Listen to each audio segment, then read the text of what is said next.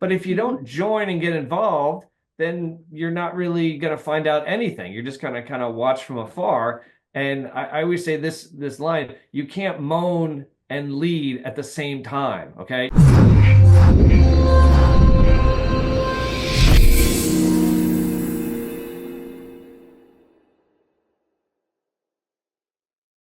Well, welcome everybody. Dr. Ron Oberstein, president of Life Chiropractic College West. And here we are at another edition of our Life by Life West. With me is my co-host, Dr. Mary Oberstein. Hey, Mary, good to see you. Hi, you You look too. like you're in a beautiful place over there. You do too. Thank you. And Dr. Mary and I have been doing these Life by Life West together for a few years, and they have just been just wonderful. And today we've got a good friend of ours coming at us from Florida, Stuart, Florida, actually. We have Dr. Brian Moriarty. So, hey, Brian, welcome to the show. Thank you, Ron and Mary. It is truly an honor to be on this exciting call today. Well, Almost like a deposition, right? Here we go. What are they going to say to me? I swear I will tell the truth, the whole truth. Yeah. we actually, before we said, who do we have today, Brian? Oh, this is going to be fun. It is going to be fun. Let me tell our viewers a little bit about Dr. Brian. Dr. Brian graduated Palmer, Florida in 2006. And the next 8 years, he was an associate in Orlando for his aunt and uncle, I believe. Is that correct? Yep, Jerry Mattia and Paulette, right? And then left and went and opened his own practice in Stuart, Florida. And he's since 2014, and he's been there for 10 years now. And he's just doing phenomenal, of course. Loving Chiropractic in Stuart, Florida. And he also is involved politically. He lectures. He's currently the president of the Florida Chiropractic Society. He's on the board of the ICA Directors. He's just all over, he just recently got elected to his county school board. And so he stepped out of chiropractic, bro, but you know what? You'll take the above, down, inside out right to the school board, and that's where they need it, right? Just doing amazing things. He's at it, man. We're going to ask him like what's going on politically and what's happening in the landscape of chiropractic. But Brian, you tend to have your finger on the pulse of a lot of stuff. And I just want to thank you, number one, for all that work that you've been doing. And it's thankless. We know that, Mary and I have been in that position and still are a lot of levels. And we know it's thankless, but someone's got to do it. It usually falls on the shoulders that can carry it. And you have those shoulders. So thanks. Yeah, man, let's jump in. Let's jump in. Well, I wanted to snowball on that, Ron. It's like when you want stuff done, you ask the busiest person. Of course. And I know that when Ron did that introduction, it's probably only like half the stuff that you actually do. Yeah. But I get it. You're a busy person. That's why people probably go to you and say, Brian, we need you. So, okay. I want to start out. I want you to tell your story about how you became a chiropractor, and what was the inflection point? When was the moment where you were like, that's what I'm going to do? Well, thank you for the question, Mary. It's so great to see you guys. I wish I could be there in the cabin with you guys. Okay. I could see the wood behind both of you, and I have just paint behind me and a lot of trophies and accolades, but I wish I could be there in that beautiful cabin because I bet you it's just amazing this time of year. But anyway, back to my story about chiropractic here. Obviously, I share with you guys, I come from a chiropractic family. There's 5 of us in there, me, my late father, my aunt, my uncle, my brother. So chiropractic is our thing in the Moriarty household.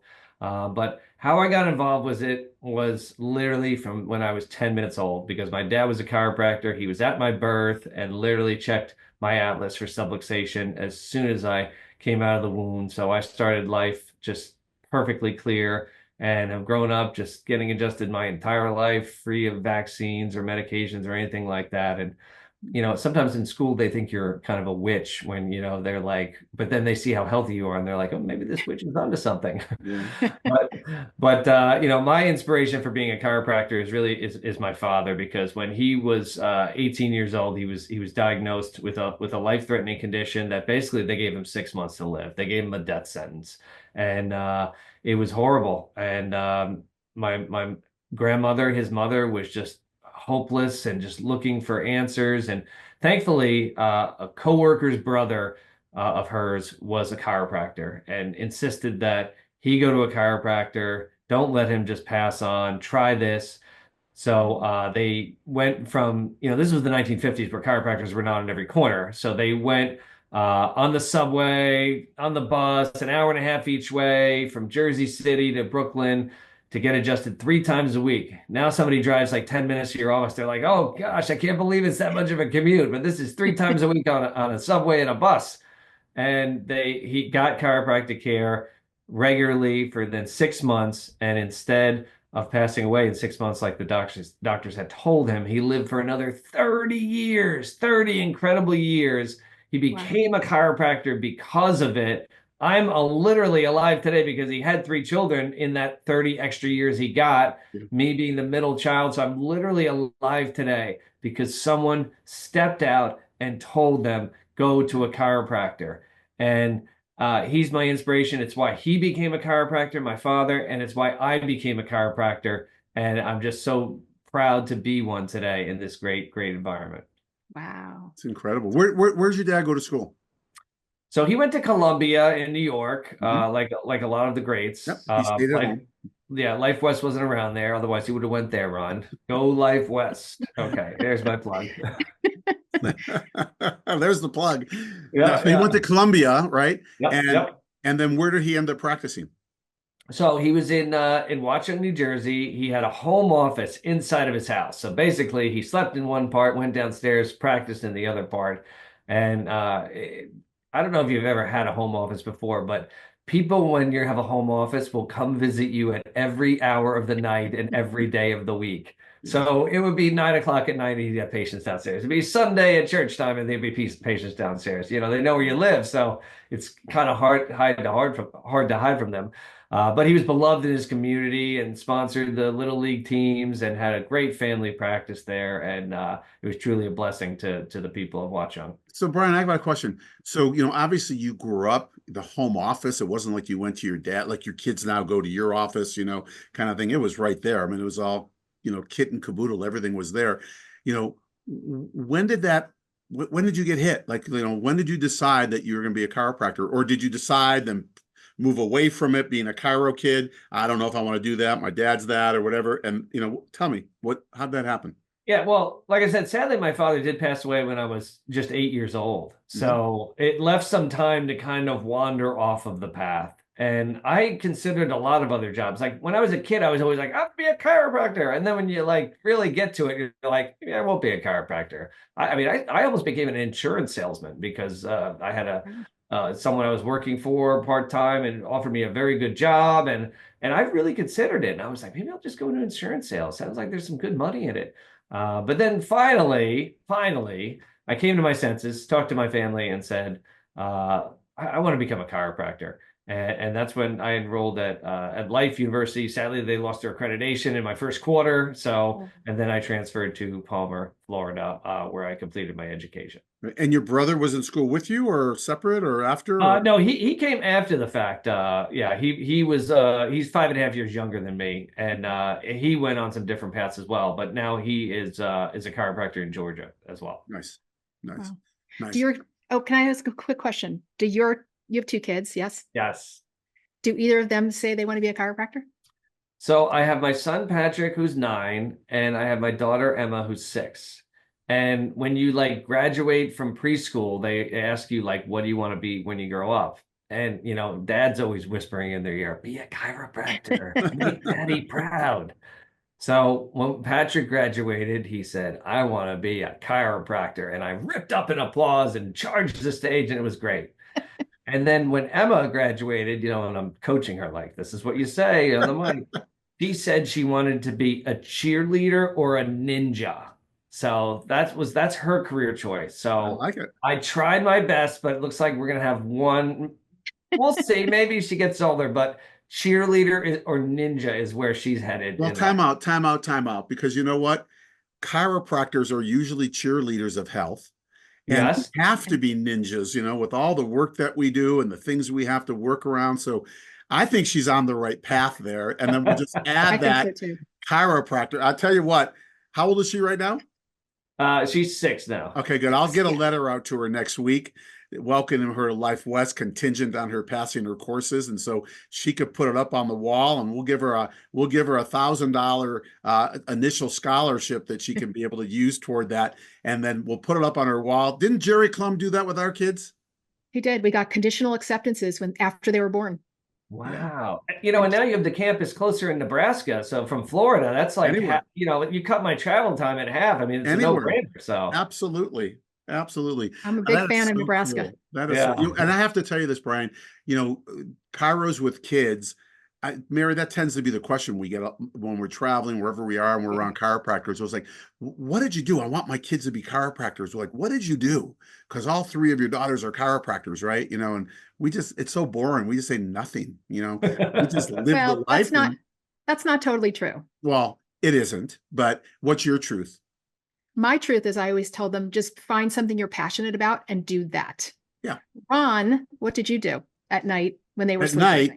night, every night, no matter what, I would always, as long as I was in town, I'd always, before I went upstairs and went to bed, I'd go to their bedrooms individually, and I just, kiss them on the forehead and say goodnight to them. And I'd always say that, you could be anything you want to be. You're wonderful. You're a great person. Do it from giving, doing, loving, and serving. And this same line every night, and be whatever you want as long as you do it to serve the world. And I didn't say as long as, I'd say do it to serve the world. And then before I walked out, I'd always go, be a chiropractor. But it was all subliminal. It was also. I would hear this on the baby monitors that we'd had downstairs. Oh. I was like, here I am saying, find something you're passionate about. And he's always like, he was the cheerleader, right? Yeah. Saying, or he would say, whatever you do, it doesn't matter. You'll always still be a chiropractor, which I never really understood until later. But just to let you know, our first daughter always wanted to be a chiropractor. The second one did not want to be a chiropractor. And the third wanted to be a bumblebee vet when she was 6. And now they're all chiropractors. They're all chiropractors. So, All right, I'm going to try the whisper technique at night, because we do have, I tuck them in, we say our prayers every night, and I'm going to say, be a chiropractor. And then I'm just going to add the little caveat of, or you're out of the family. So just, a little tough love, when they're sleeping, it's got to be subliminal. It's got to be subliminal. Yes. That's it's still a choice. So, yeah. Brian, talk to us. I want to jump into this because you are, obviously, when I introduced you, you are in the political landscape. You're the president of the Florida Chiropractic Society. You're on the board of the ICA. And to be these positions, you're the secretary of the ICA, actually. And to be in these positions, people, if you don't know it, you've got to grow into those positions. They don't just say one day, tap you on the shoulder and say, hey, Brian, will you be the president of the Florida Chiropractic Society? No, you have to grow into it and do enough things until they finally say, hey, man, we'd really like you to do it. Will you do it? Kind of thing. Just on the political side, or the state of chiropractic, what do you see? What do you see right now? Let's talk about the state of chiropractic. What's your view? Yeah. Let's start in Florida here, where, like you said, I'm the president of the FCS, the Florida Chiropractic Society, and it's been a long journey to get to that spot. And I think a lot of people, when they get out of school, are like, I want to be the president of this and get involved with that. And literally, it just starts with becoming a member of an organization, just finding a way to support an organization and just be putting your stamp down that here I am in. And like for students and young docs, it's free, getting out of school. I want to be a member of the FCS. And once you become a member, you start to build relations. Then I was asked to join the board. I was on the board for several years. Then I became the vice president. Now I've worked my way up to the presidency.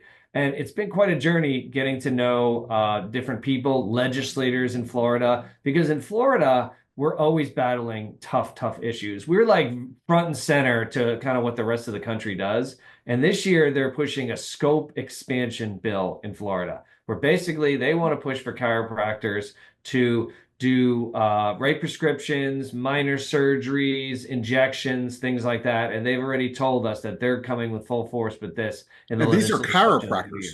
This is chiropractors, yes. Chiropractors pushing for that. Right. Last year, they went with the dry needling bill, and they said, don't worry, we're never going to ask for anything else, just dry needling. We opposed that vehemently. Somehow they snuck it through, but we put a lot of restrictions on them, so we still won that war. But now they're like, okay, now that you've done dry needling, now we want to write scripts. We want to inject, cortisone into people's knees, and maybe even some minor surgeries. You guys okay with that? And the Florida Chiropractic Society stands steadfastly against all of that nonsense. We stand for principled chiropractic. We are in Tallahassee. We have a full lobbying team. We make trips to Tallahassee. Like in 2 weeks, I'm flying to Tallahassee just for the day to meet in the governor's office with all the governor's key people and staff. So when you become a member of the FCS, you are getting an investment in us. And we are always fighting on the front lines, talking to legislators, and not just on the defensive side, but on the offensive side for issues that are happening to chiropractors, defending chiropractors. Because if you look out of the country, like there's a lot of issues that could make their way to the US that you obviously have to be careful of. Yeah, and let's be clear. I think the important thing is this too, that there's nothing wrong. I don't even know what dry needling is, but there's nothing wrong if it helps people. There's nothing wrong with massage, or with, if someone needs cortisone on their knees, whatever it is, but is it chiropractic? And I think that's what we have to be able to look at and say, where is it, where we stay in our lane and we do what we do and we do it so well, right? And be able to make what we do become known to every child, woman, and man on the planet, right? At least in the country, or North America, let's say right now, and get everyone to know it. But if we're doing all these things, I'll tell you what, man, I'm not going to go to a chiropractor for cortisone in my knees. I'm going to go to an orthopedic doctor who does it every day, right, kind of thing. I think that we need to learn that as a profession also. We want to expand. For what reason? It's chiropractic. What we have isn't enough. Right. And that's the thing is some of these things are good, bad, and different. You can have all kinds of opinions on them, but go to the expert at it. Okay. Yeah. I mean, if you need a prescription and it's a life-saving matter, I mean, I'm probably glad that things like that are around, but go to your medical doctor or your internist and have them. The problem with chiropractors is, and they can do whatever they want in their office. I have no judgment. Okay. Me, I'm a straight chiropractor. I just adjust in my office. I keep it very simple. But for others, I don't judge you in any way. You can do whatever you want to make your office your own. But don't be a jack of all trades and do none of them well, because that's what a lot of chiropractors do, and they infringe upon other professions. And that's why we get a bad name out there, because there want to be physical therapists and there want to be medical doctors and there want to be orthopedics. And then they're like, well, why don't everybody like chiropractors?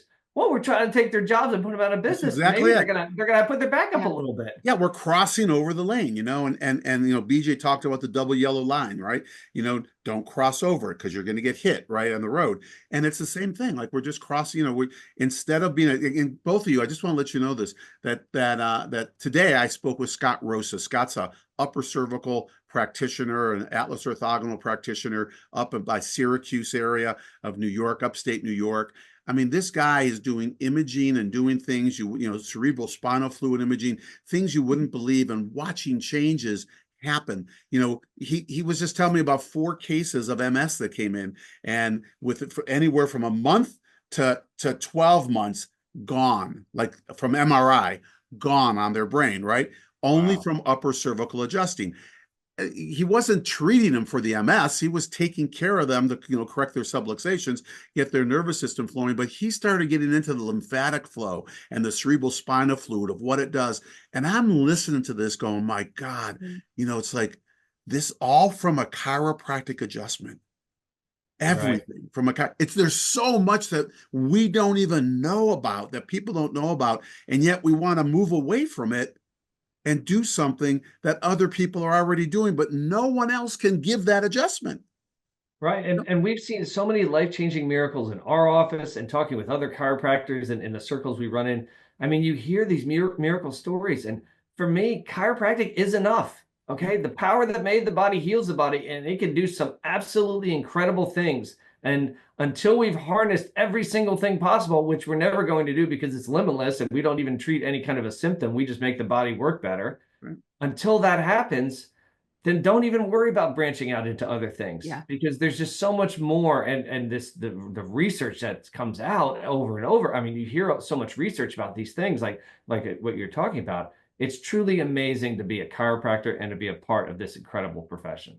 Absolutely. Well, and I think, Brian, you said it before, like in the past, like we used to use the word belief, like your core beliefs, right?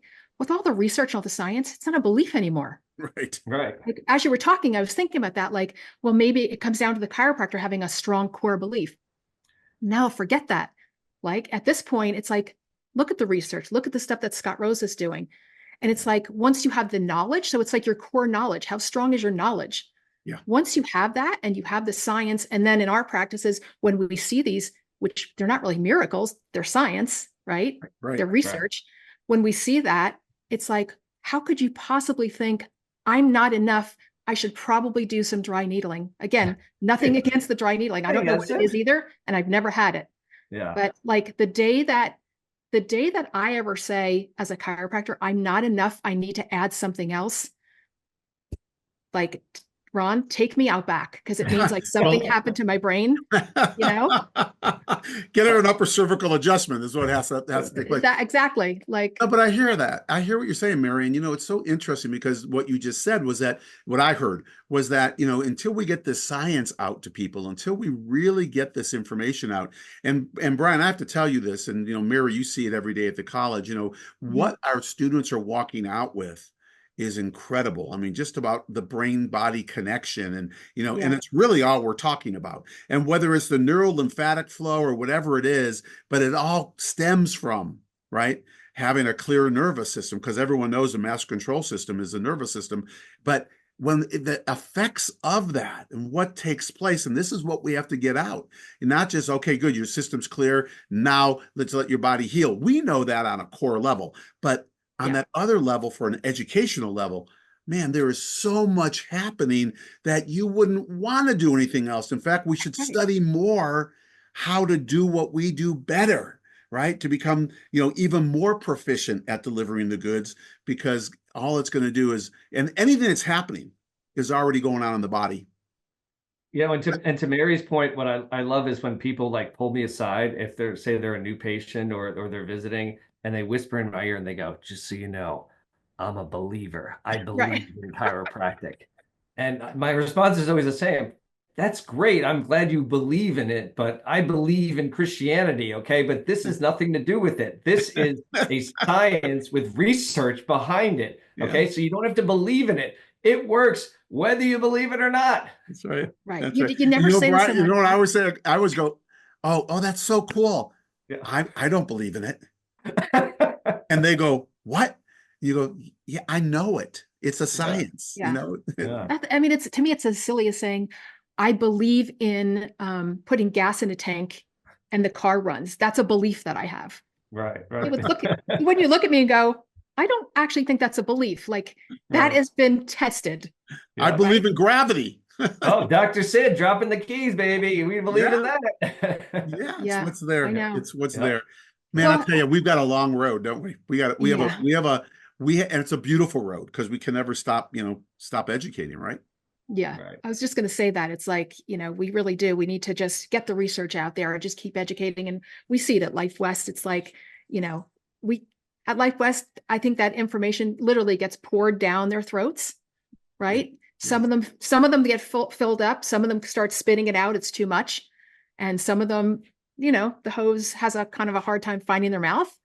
Yep. But it's exciting and it's a little challenging. We planted it, but it's there. So, they can come back to it. Brian, let me ask you something, man, on the political side, because obviously, if we've got young chiropractors, even students who are listening, what's your advice to them as far as getting involved? Yeah, I mean, I think just getting involved at a small level, just don't try to get too overwhelmed and take on too much too fast. Just, when I joined the ICA, which, like you mentioned, I'm the secretary of now, I joined as a member, and then I joined as an RA alternate, and then I served as an RA, and then I moved up to the board, and now I'm up to the executive board as the secretary. And if it hadn't gone well, maybe I just end that journey there. Like, it's not like you have to go up to the top level every single time in every single profession.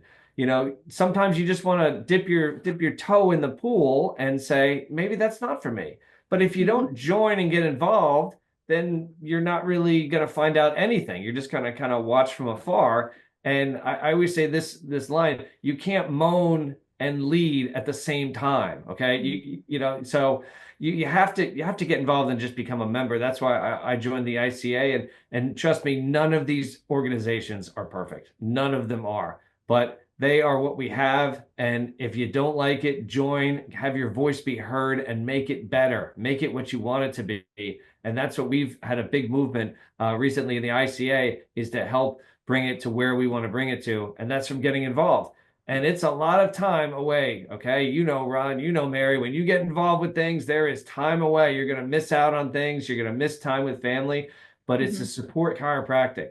And people need to fight for chiropractic. You cannot just assume that you can just become a chiropractor and it is going to stay the exact same way for the next 300 years. You have got to get involved and steer it the direction you want it steered. Otherwise, it will go into some deep, dark places, like in Australia, where they cannot adjust children anymore. Like in Canada, where they ban X-rays.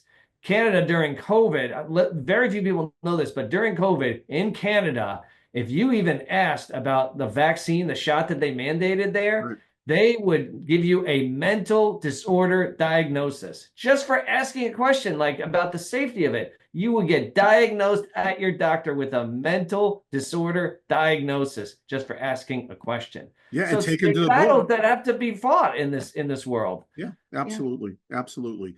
Well, I love what you said too. I love that you talked about, you know, because for the doctors, the young doctors, or even you know, doesn't matter where you are, but if you're building your practice, you know, put your energy into your practice. We're here to be, you know, to take care of the public. So put your energy, but support the organization that supports, you know, that supports you, and then start giving more of your, always give your, you know, give your treasure, but then start giving your time and your talent, right, as things are going in your practice, and that it's comfortable, because that keeps it sustainable. I love it, man. Well, thank you for all you're doing, because I know you got two little ones like we talked about, and you're still traveling and you're all over the place, and they tend to be with you, and I guess they still love you because you're putting them to bed every night, and every prayer that you do at nighttime, just pray that they support you in what you do, because I know they do. But Brian, we always end these Life by Life West by asking two questions. And they're very simple. It's a very innate driven question that whatever comes to you, just boom, just 30-second answer, whatever. And we know it could be different tomorrow, or I can ask you the same question in tonight. It might be different, right? So we're going to start. Mary, why don't you do the first question, and then I'll do the second one. Okay. So first question, with all your vast wisdom and knowledge that you have now, if you could go back and you could give yourself first day of first quarter of chiropractic college, and you could give yourself some advice, what would you tell yourself? This is like being on Jeopardy, and I don't know the answer. Yeah. First day of school, bro. First day of school. That's why we just want the innate response. It's like, you know, what do you wish you would have heard that first day? Oh, wow. This is hard. Let's see. First day of school. I think I would tell myself to that struggle, pain, failure, and disappointment are all part of it. You're going to have challenges while you go on this path, but it's going to be worth it in the end. So keep fighting. I love That's great advice. That is great, man. Just keep going. Great. That is great. Anything worth fighting for, right, is worth the result. Yeah. That is beautiful. You know, beautiful. All right, I'm doing the second one. Here we go. Same question. It's just Dr. Brian Moriarty today talking to Dr. Brian Moriarty, who just graduated yesterday. What words of wisdom would you give that Dr. Brian? For me today, talking to 18 years ago version of me. Yeah, well, you just graduated. Okay. I would say the way that you do anything is the way that you do everything. Okay. Don't cut corners. The way that you do anything is the way that you do everything. Yeah. It's huge. I love that saying. Yeah. What a lesson. You know, Yeah. I love it. I love it. Hey, man, we just hit our time. And we love and appreciate you, all you're doing, not just for the profession, and I think that's huge, but just living the principle and, having it in your family, having it in, in everything that you do. And of course, all the people you take care of in Stuart, Florida, but the impact that you're making on the profession starts at home, right? And so thank you for all that you do for us. And not what you do, but who you are. Like, Yeah. to me, that speaks the loudest. I don't know you as well as Ron knows you, but I feel you. Does that make sense? Like, we don't know each other. We haven't spent a ton of time, but like, I feel like we're family. Yeah, Absolutely. And agree. I know that, and I know you're a warrior for chiropractic, and I just know that. So it's for me, it's like who you are. So thank you. Thank you, guys. yeah, absolutely. And to our audience, thank you. Thank you for, tuning in and week out, and for all that you do to make this world a better place to live, right? Creating a brighter future for humanity. We can't do what we do without warriors like Dr. Brian Moriarty. And I know there's a ton of people who need to hear this message. Only I can't get it out. We're going to send it out to everyone on our list. But if you know people who are just maybe struggling, or maybe just, want to get involved but don't know how, or someone who could get involved and aren't even thinking about it, please send this to them and let them hear it. Because you know something? It takes people like Dr. Brian to move the needle, but it's all of us together. It's not one person, it's all of us together. And I just love the message that we had today.